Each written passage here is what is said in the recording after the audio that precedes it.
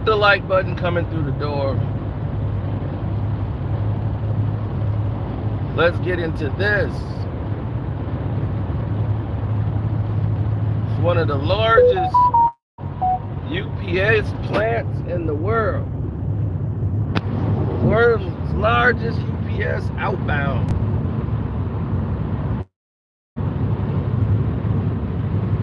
Look at it. Massive. All those outbounds. It's like 64 outbounds.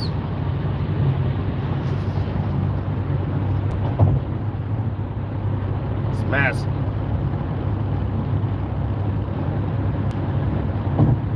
Now, let's get to why we're here. Oh, something massive that went down.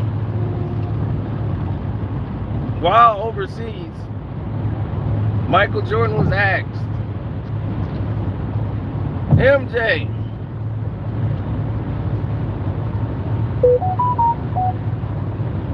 would you ever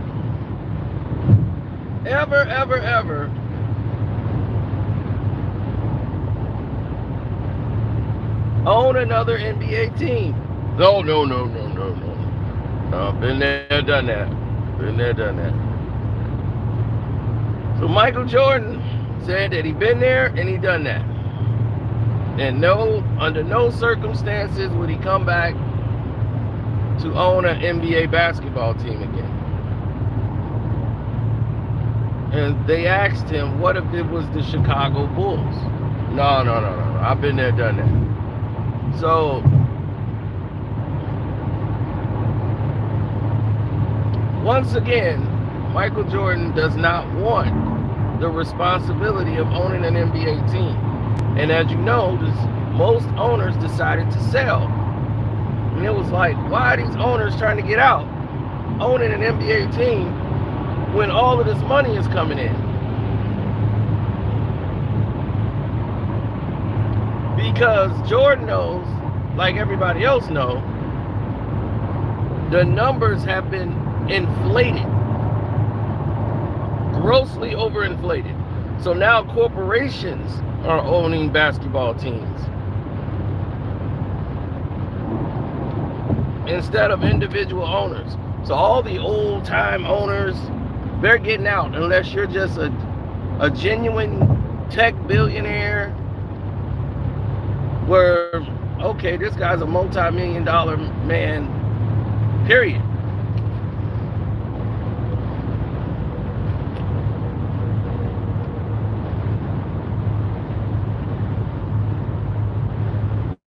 And one of the lasting people that's still like lasting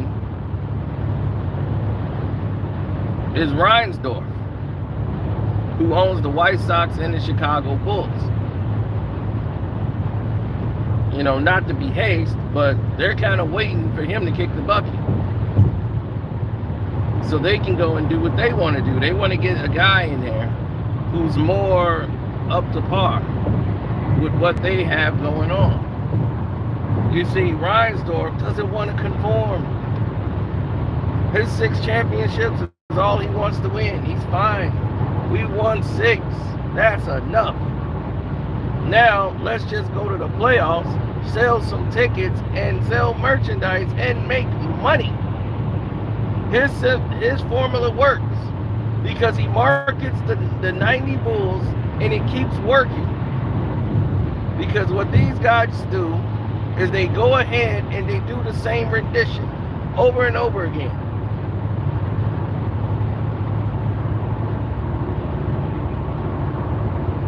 They run the same rendition over and over and over again.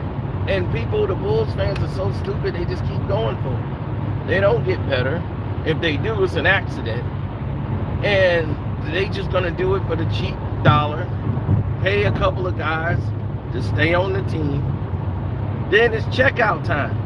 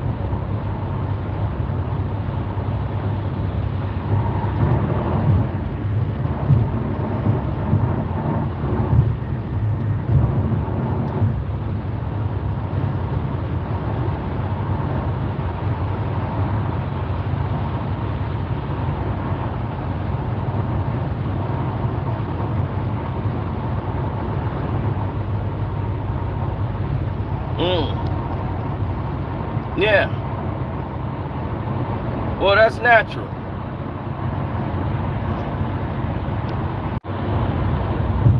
Yeah, it's natural. No, Michael Jordan put, oh no. Well, I'm trying to see where I'm going right quick. It's my first time going here. So I want to make sure I understand where I'm at. But Michael Jordan is going down different tropes.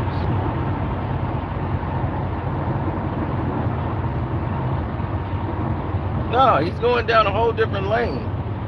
So when you start talking Michael Jordan this, Michael Jordan that, you got to understand what you're dealing with, what you're talking about. And get that addressed before you start talking anything else.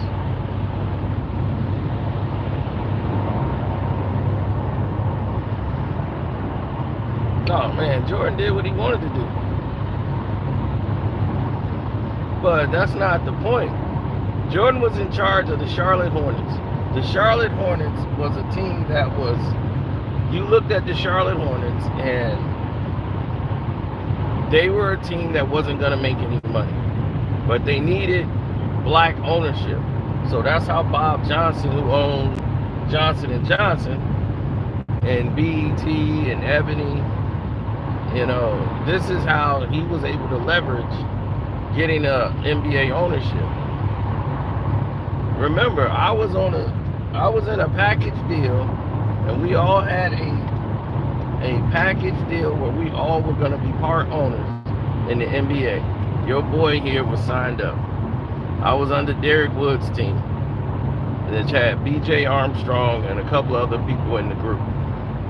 And our group that we had, we were going to try to own an NBA team.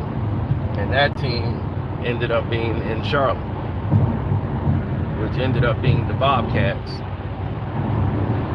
And Derek was like, you want to own an NBA team? I'm like, me? Part owner of an NBA team? Man, are you crazy? Are you playing with me? So, yeah, I got signed up. They vetted everybody, and they took Bob Johnson's offer.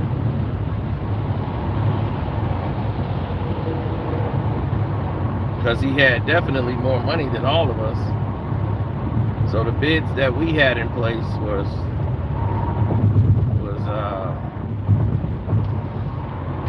not greater than theirs.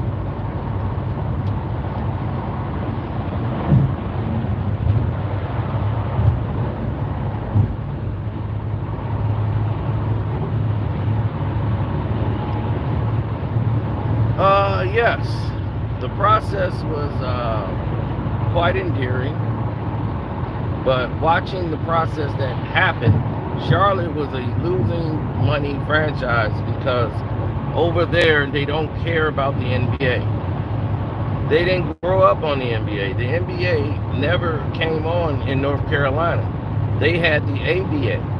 They didn't even have the station to get NBA games back in the 70s, and it was all the ABA. So when they merged into the NBA, that's when they started to get games. And even then, games was on tape delay, some of the games in North Carolina. They cared about college and high school sports. And those games are huge out there. You got Duke, UNC, North Carolina. They'll rather go to those games than an NBA game any day of the week. So when they had their own NBA team, and they said, wow, well, people are going to want to see this. Yeah, if you load it up with a bunch of local talent, but it's only rare occasions you're going to pack the house.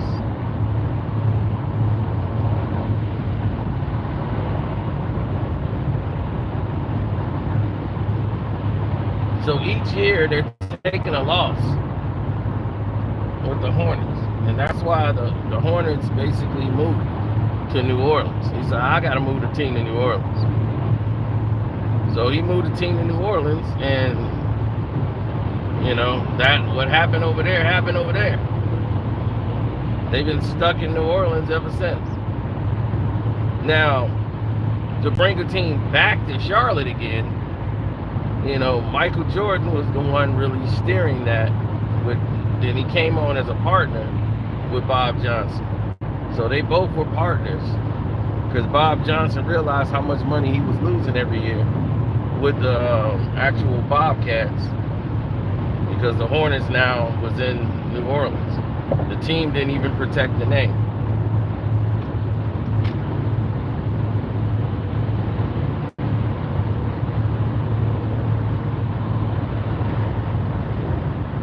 So Jordan gets part owner of the Bobcats. Then they said, we're going to get the Hornets name back because New Orleans is going to change their name to the Pelicans.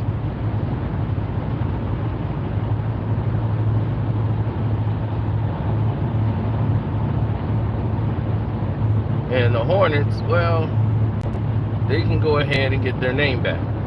So they're cool with it. They got their name back, and then they've been running with it ever since. Now, you might say, well, what's the problem here, right? This should be it. There shouldn't be no issues. But there was in 2 miles, use the right lane to take exit 2 for Illinois 1 South Halsted Street. That's what I'm talking about. Oh, the Bears must have screwed up already.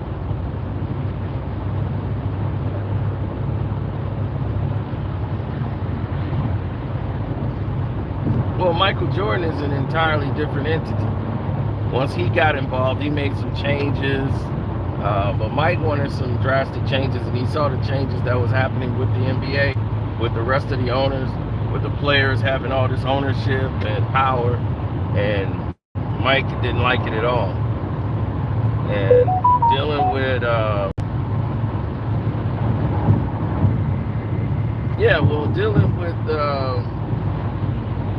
LeVar Ball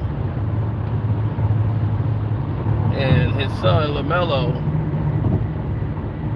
MJ was like, okay, this young kid. In 3/4 of a mile, use the right lane to take exit 2 for Illinois 1 South Halsted Street. He needed somebody to bring him in, like from the rings, like use the rings to bring him in. And they chose not to use the rings to bring in LaMelo Ball because LaMelo was going to leave the team, and use the right lane to take exit 2, then take exit 2B. So Jordan suggested they get Brandon Miller to go. Take exit 2B. Now everybody want to say, all right.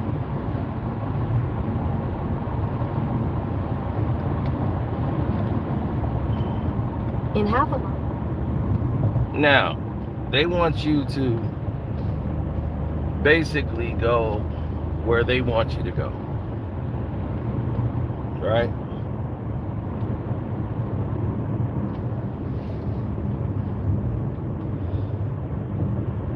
They want you to go in their direction. Jordan said, no, I'm not going. Not at gunpoint. So what MJ decided to do was say, F it. This is it. I'm not finna deal with this. And they was like, come on, MJ.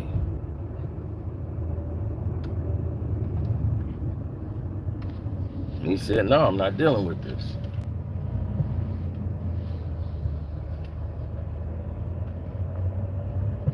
MJ did not want to deal with them trying to drive him out because Adam Silver wanted another owner in here who wasn't as old school as MJ, but he wanted MJ to still have some type of ownership. But you've been trying to drive MJ out to bring in other owners.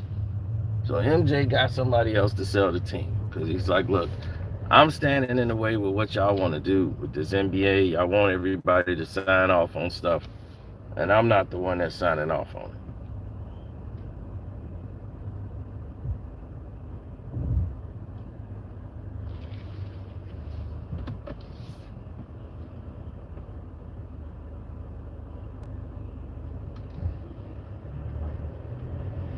I was never one to have that opinion about people signing on to do stuff that they shouldn't be signed up to do. You know, I was never that guy.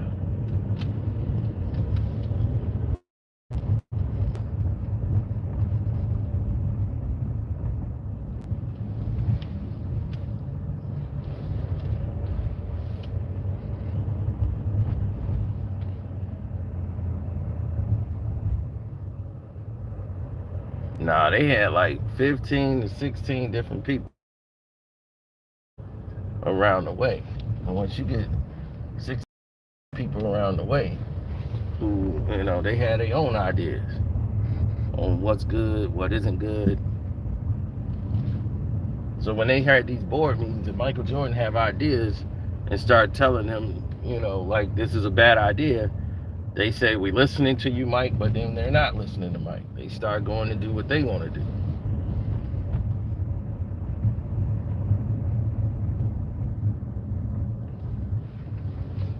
Well, people got tired of it.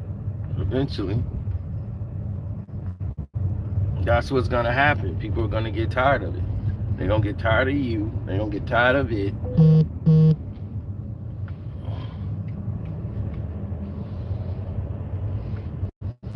Then the cycle continues.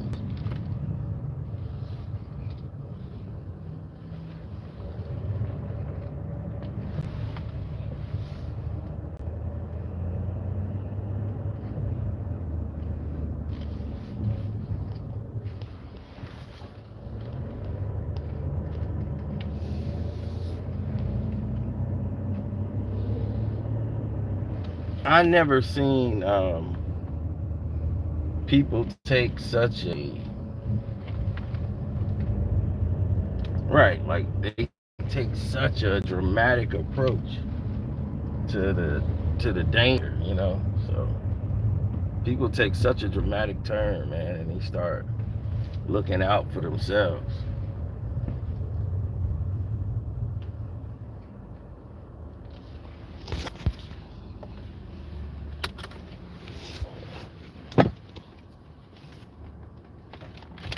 And nobody cared about that stuff. Look, Michael Jordan wasn't finna bend over backwards for no players.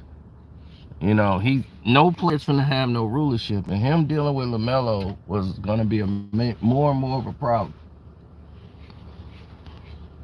And Melo he wasn't happy, and he was like, I'm sitting out games, and MJ didn't like him sitting out games. And was like, man, he's got an injury. You just can't rush him out there, Mike, because you would have done it.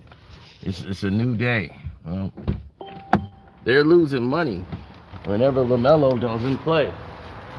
So he's like, well, how do we justify paying these guys this money if they're not going to play? He wanted more incentive-based contracts. The NBA was shaky about that, saying that could lead to all kind of issues with, well, this could be a violation of his civil rights. You know, we can't, you know, because someone's got a lot of injuries. GPS signal lost. You see what happened with,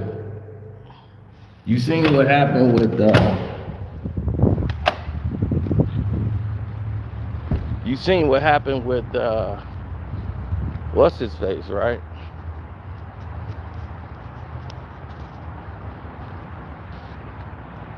With Zion Williamson, they came with an incentive-based contract based on weight and all these other things and parameters. So if they was able to pull that off with him, you mean to tell me they couldn't pull that off with LaMelo Ball? In 1,000 feet, turn left onto Lathrop Avenue.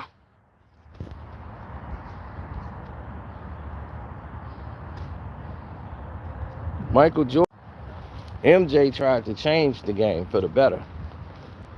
They screwed it all up. He was just trying to fix it. Michael Jordan brought those owners in and said, hey, they finna take over my share. I'm out. I'm not coming out here to these board meetings no more if y'all not gonna even respect my opinion. He told them the All-Star game was messed up 6 years ago.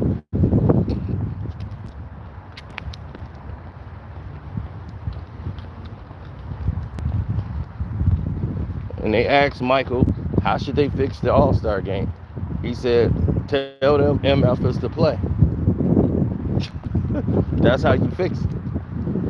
He's like, you guys practice harder than this. So MJ was always on point.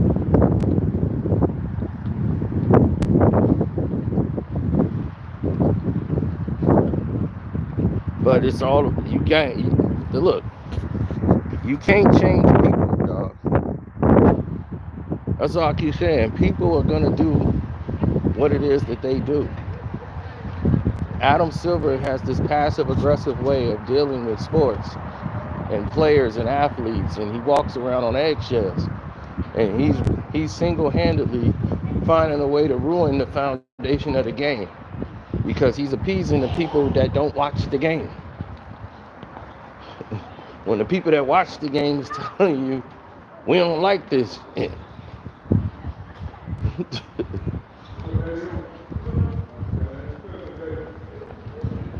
So the people that don't like this is telling you, hey man, we don't like this. And you consistently doing it. You know, there's a major problem. Hey, how you doing? There's a major problem when you continuously violate everything that people look at and value in life. You know what I mean? So I'm gonna go up in here and check out these football games, and I'm gonna holler at y'all later. It's your boy Carcino. I'm out.